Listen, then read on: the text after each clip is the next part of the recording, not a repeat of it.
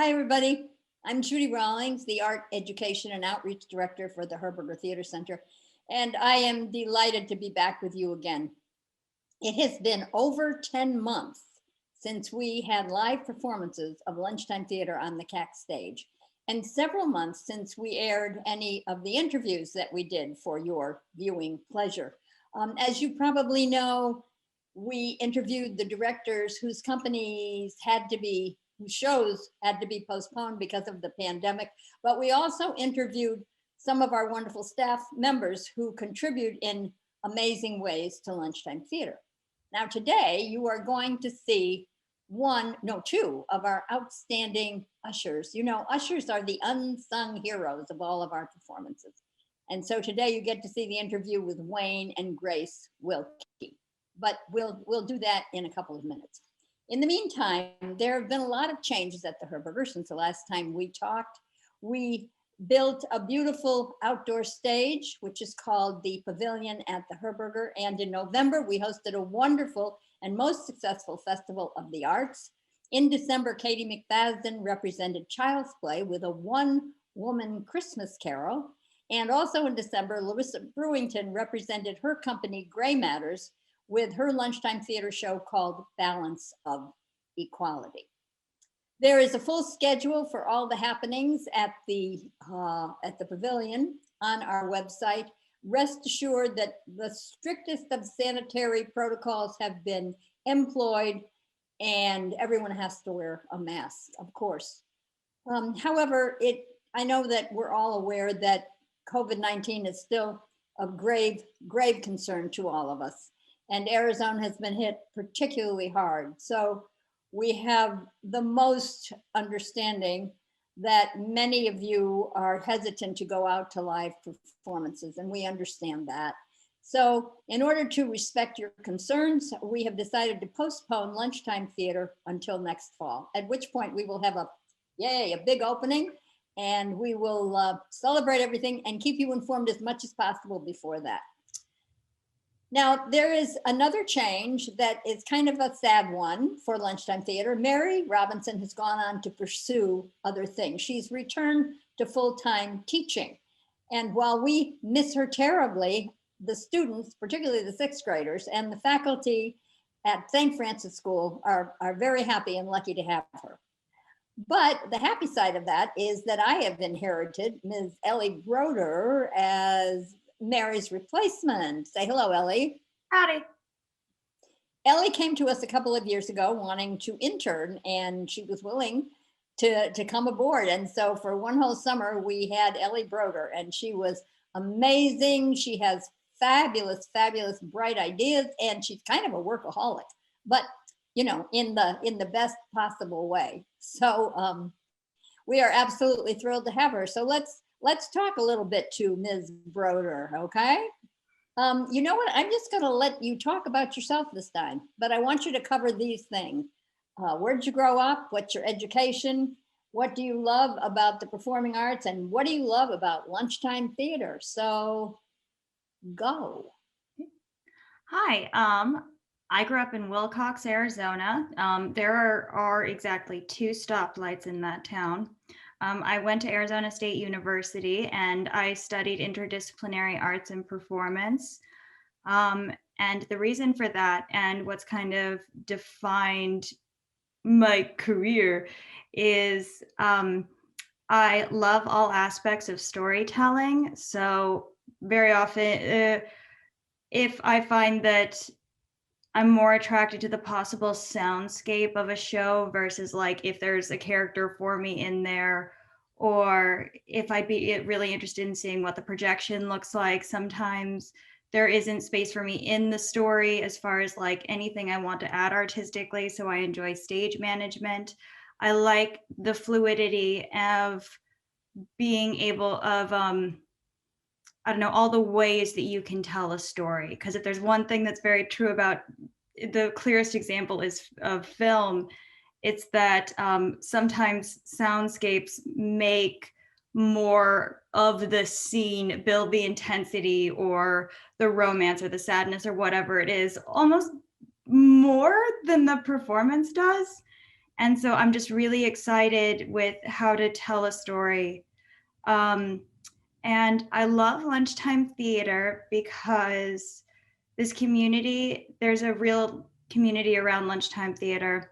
And it's a lot of companies who are revisiting and have these audiences that adore them and get excited to come to the shows. And being from a small town and moving to a big city, it's cool that there is a space where everyone kind of like knows each other's names because they come to the show so often. So lunchtime theater is really special, and it has this vaudevillian charm. Like it can feel a little bit like a variety show in a really charming way.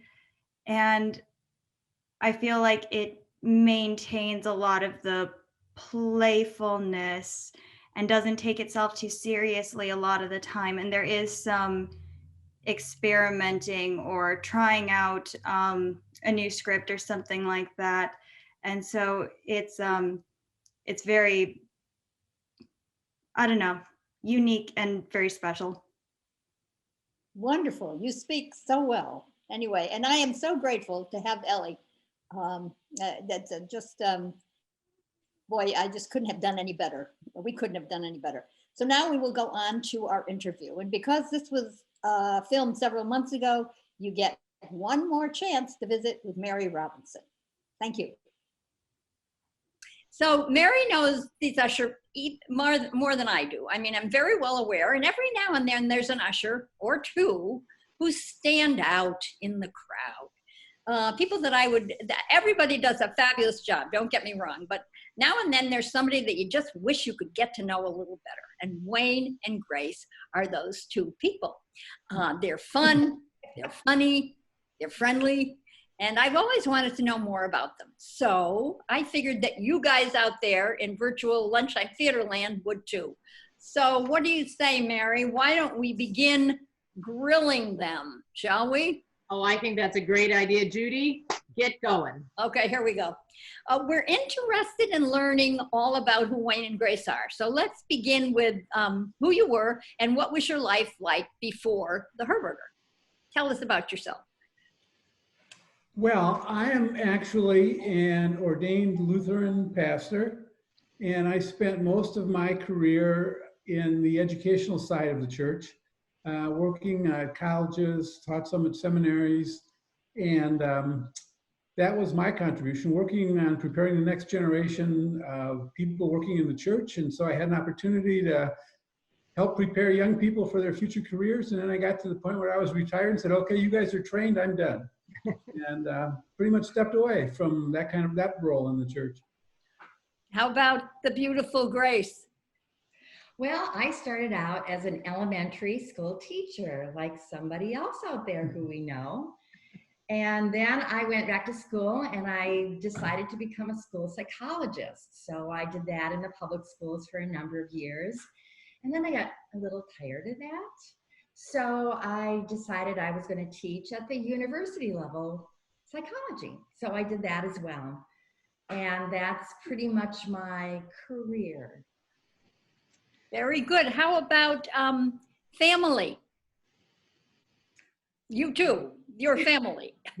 Okay, well, we have two adult children, a daughter who lives here in Phoenix with our grandson who is 15 and a half. So you know what he's doing right now.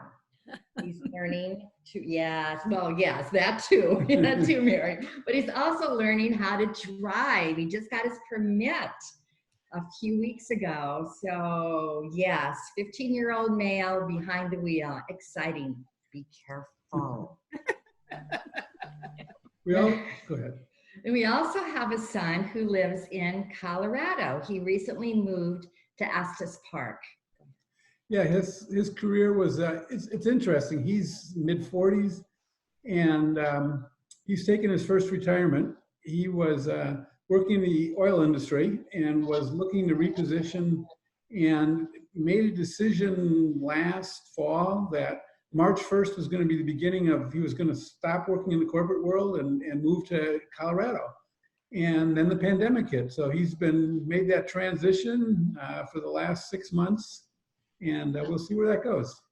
But he also has 2 young children. So we have 2 granddaughters, one a year and a half, and the other one is 5. She just turned 5, and that's why we were in Colorado for her birthday. Oh, how fun. I know, it was great. So you guys obviously are married, and I want to know any romantic, nice stories about how you met? Well, I have a story. I'm not sure how romantic it is, but it's very interesting. Okay. When I was in high school, I think I was a senior in high school, and I had a good friend by the name of Marilyn. And Marilyn, we talked in Study Hall after the weekend, and she said, "Oh, Grace, I went out with this Concordia boy." That's what we call these boys who went to this other school. It was an all-male school. There were no girls there, so they came to our high school to date the females, right? Makes sense? So anyway, she said, I dated this guy on Saturday night, but I really didn't like him that much. But Grace, I think that you would like him. He's just your type. So that ended the conversation. That was it. And then lo and behold, a year later, who did it turn out to be but this guy right here? And we went out because he asked me, and he was cute. He was real cute. He still is. He still is. No, trust me, he still is. But he was even cuter then. So that's our romantic story. Wow. All those years ago. A lot of years. Yeah, actually, this summer we celebrated our 50th wedding anniversary. So it was a long time ago. Good for you. That's fabulous. So, so that's your romantic life and your family life. And now I want to know, when and why did you start your volunteer life? Grace was a theater minor in college as part of her elementary education program. And we always thought about, when it came time to retire, the things we'd like to be involved in. And actually, before I retired, Grace had applied to the Orlando, Florida Shakespeare Theater to be ushers. And we were getting ready to go through the training, and the person who was responsible had to cancel the meeting, so it never happened. We retired and eventually moved to Arizona to be closer to family. And we met a lady at church. Jerry Motley, if Jerry you remember Motley, her. I don't know. or not. I don't know if she did lunchtime, but she was very gung-ho on the Herberger. She ushered the Herberger for many, many years. And so she told us to sign up, go online. And we did, and we went through the training, and that's how we got involved in Herberger. And we've been involved. We usher also at the Phoenix Theater. We've ushered for Arizona Music Fest. And Theater Artist Studio. Oh, yes, of course. How could we forget that? So a number of places, and we really enjoy it. We enjoy the live theater. I mean, I'm fascinated by it. And it's also, we really feel that we provide a service. Customers really appreciate the ushers. It's amazing to me that people walk through the door and they'll say, "Where do we go? What are we seeing?" It's really helpful and feels very positive for us. Fabulous. Wonderful. Am I next here? Yeah. Okay, so the Herberger was not the first place you volunteer, right? It was. Because you just. It actually was. Well, in Phoenix, but you started other places, right? Well, yeah, but it just didn't work out in Orlando. I tried. Oh, okay. It just didn't come together. I hear. And then we moved. So. Okay, so We got lucky that you moved here and that you. I know. It's so true. It's very true. But as you said, you do volunteer elsewhere. Correct. As well as the Herberger. Okay, so you're up, Mary. Okay, so you volunteer, I know, at the Herberger, and I know you volunteer at Lunchtime Theater. You volunteer in other areas of the theater as well, right? Center Stage, Stage West.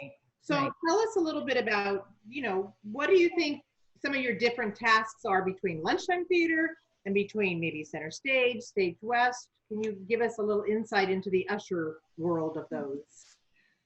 Well, it's much more intimate in lunchtime theater because, of course, it's a smaller crowd.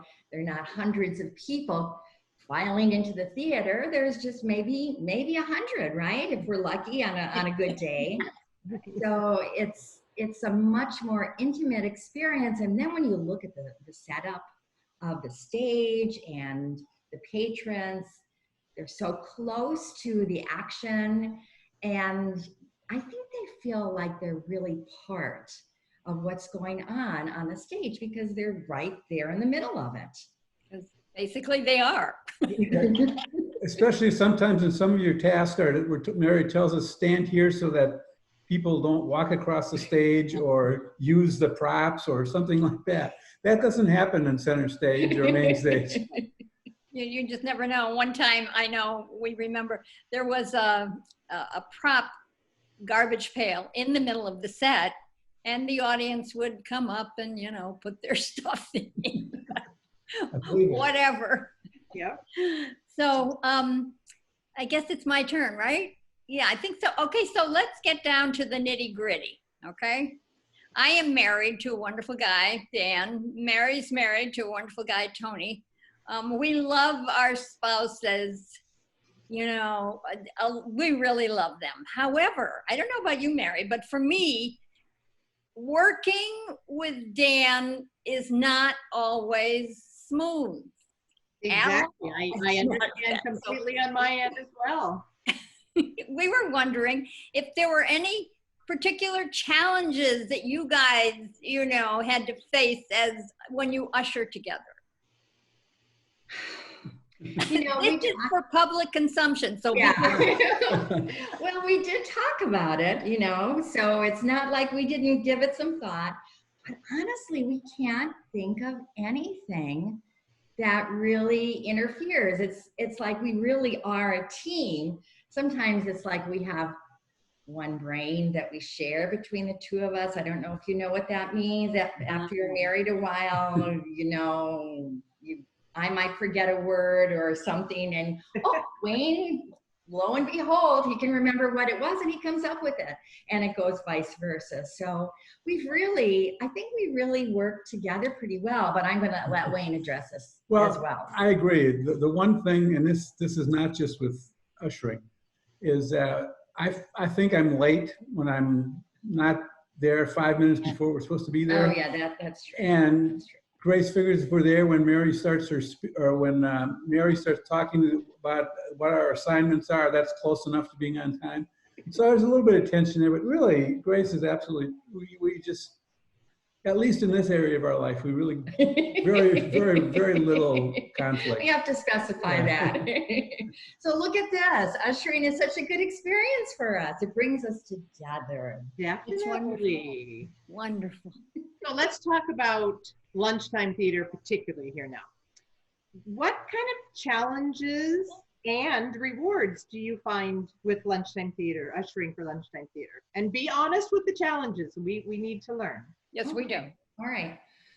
Well, I like to start with the positive, so I'm going to start with the positive. Okay. And what I find just really a joy is that many of the people who come to lunchtime theater, this is their first experience with live theater. They have never seen a play before, not in person. And they're just kind of in awe. Even though the setting is very small, they're still in awe. They look around and they check out the stage and they check out where they're supposed to sit. And they're very excited about it, really. And so it's a great joy to be able to say to them afterwards, or ask them afterwards, how did you like the show?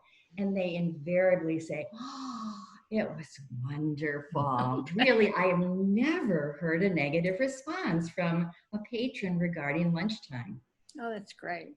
I know. I won't say that about some of the other shows that we've seen in the other theaters, but lunchtime is very positive. Very good. How about you, Wayne?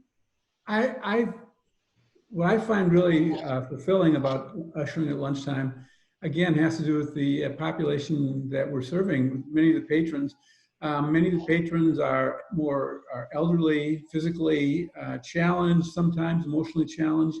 And you're never quite sure what they're going to say, what's going to happen.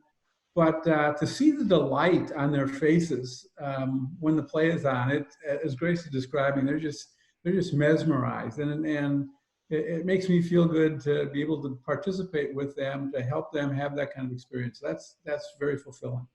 Wonderful, wonderful. Okay, so you've told me a lot of favorite things about lunchtime theaters. There one, like really favorite thing, and if it's my curtain speech, that's okay. I'm kidding. Sort of.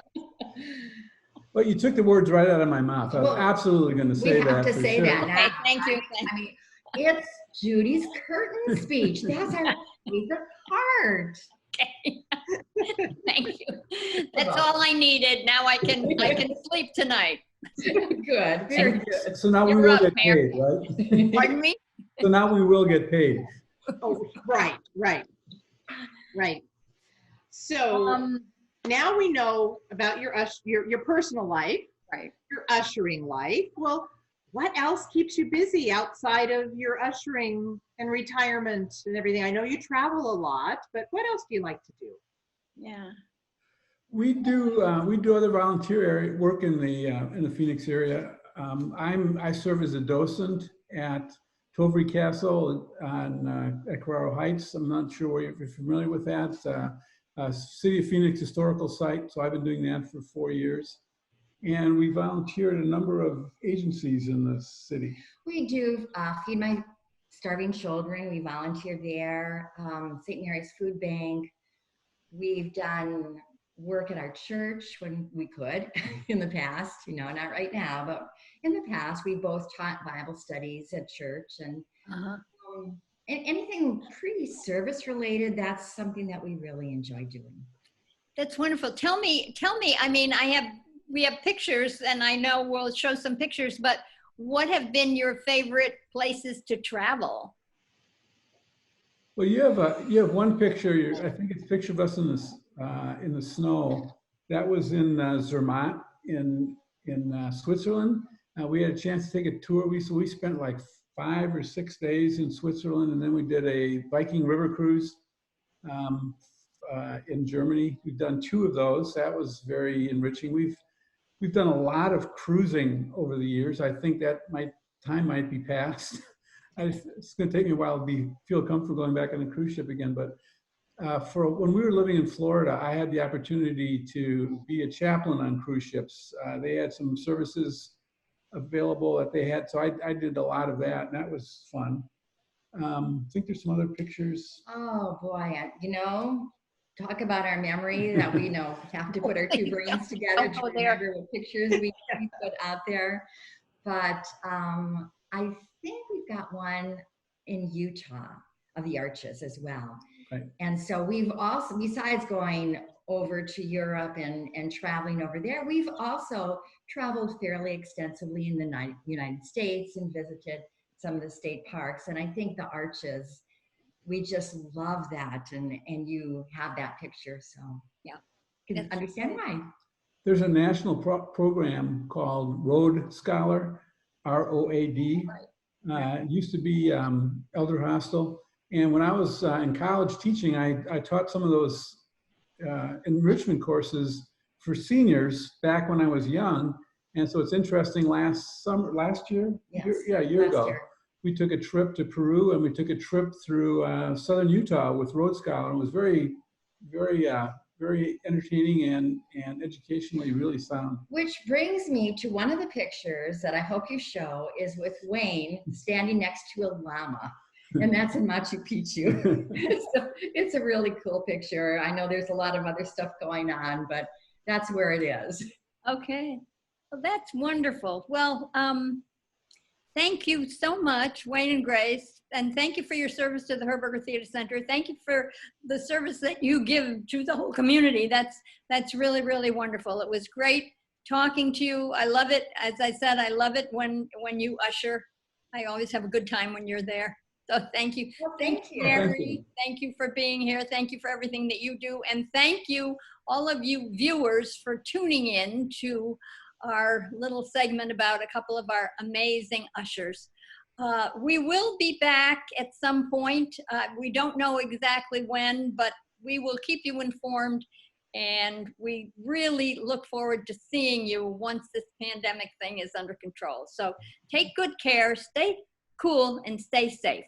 Bye-bye. Thank you. Thank you, Bye-bye. guys. Bye-bye. Stop.